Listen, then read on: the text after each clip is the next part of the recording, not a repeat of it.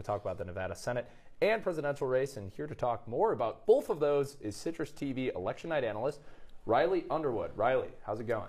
Yeah, it's going pretty good, Jake, and we still haven't seen any votes come in on the Nevada Senate or presidential election so far, even though those polls have closed. Let's start off with the Senate race where incumbent Democrat Jackie Rosen is defending her spot against the newcoming Republican Sam Brown. Now, Jackie Rosen, this is her first term. Now she's going for her second term in re-election, and Republican Sam Brown, he had a couple stints. He ran unsuccessfully in the primaries in Texas and then unsuccessfully last election cycle in Nevada. Now he's finally broken through.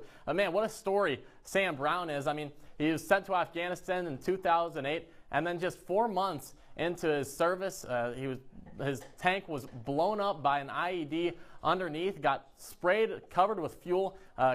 It went up in flames. 30% of his body was burned. Didn't think he was going to be able to live. And now he worked his way up to get a job at Amazon. And now he's running in the Nevada Senate race. Captured a lot of people, both with his story and his stances. When polled on issues that Nevadans were passionate about, number one was the economy. Number two was abortion. And Brown is more to the middle on abortion than many other Republicans. And when we look over to the presidential debate, again, no results so far.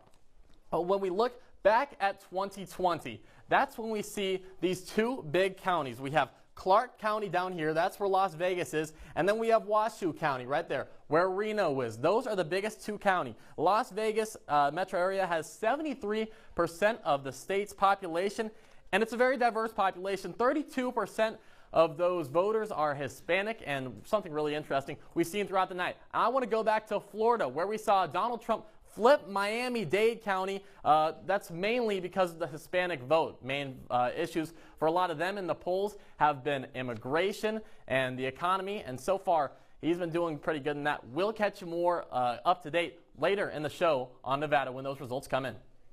Well, I want to bring back in Riley Underwood to talk about a very interesting Senate race, the Nebraska Senate race. Kick us off. What are we seeing so far? Well, we're seeing Deb Fischer really get a run for her money from the independent Dan Osborne. Now, this is really unexpected. I mean, hasn't won any seat in the Nebraska Senate since 2006. He started off pretty strong in the polls, even favored in a lot of them. But right now, we're seeing Deb Fischer with the 52-48 slight advantage. But what's interesting to see is we expect Lincoln, we expect that county in Omaha, those counties to go usually Democrat, but in this case independent. But let's look at Saline County. This is a county that votes primarily Republican, is voting for Trump in this election. And when we also go, we want to zoom back out, go to Sarpy County. That's right south of Omaha right there. That's a very close race. But these are not rural counties. These are kind of suburban counties outside of these bigger areas. Something that you would expect Osborne to do well in.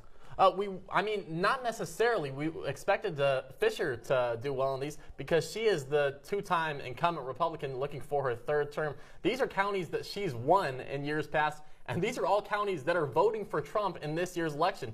This race is a lot closer than the presidential election between Harris and Trump in Nebraska. Can we talk about another county that might be a little bit more rural? Let's go up here to Thurston County. Is this something that we should expect Osborne to be winning? No. The thing is, Osborne is not winning this election at the moment. He's down by a few points, but he's doing better in those rural counties that are usually primarily reliably red that Fischer has kind of been losing control over. So Osborne's done a good job getting those usually non-Republican voters to vote for the independent candidate. Now, a lot of the ads on Fischer's team has been saying that he's just a Democrat in disguise. But Osborne, Navy veteran, he says he's trying to run down the middle. We have seen a lot of his donations come from those left-leaning sources. So we kind of don't know what to expect. We don't know what he's going to caucus as if he does win. But right now, it looks like Fischer has some control over the state of Nebraska as a whole right now. Interesting. Well, closer than we were expecting.